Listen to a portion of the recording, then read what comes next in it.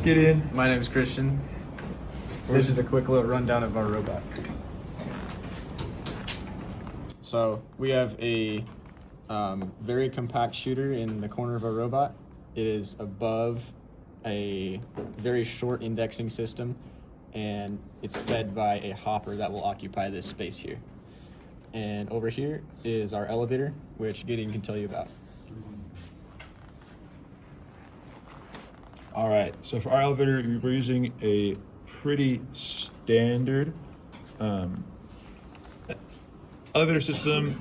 It's pretty normal, but essentially we've got a chain that'll run from these motor mounts here up to this axle here, which will then be attached to a fixed point right in here on our first stage.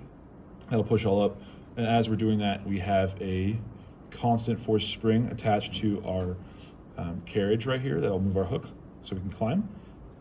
That is restrained by a string around that is attached to this little knob here, little guy, that'll run around these pulleys and attached to a fixed point right about here.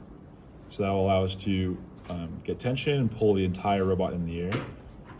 What is actually holding the robot is this big old beefy hook we have here that'll wrap around the pole and is actually via a hex shaft that is moved via a servo that'll allow us to kind of just move it out of the way when we're not using it so that we don't run into extension problems in all our limits.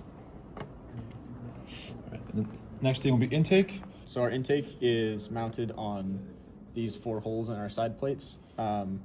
They are at a slight angle because we are using drawer slides actually to move our intake out so that it can go onto the floor and pick up fuel.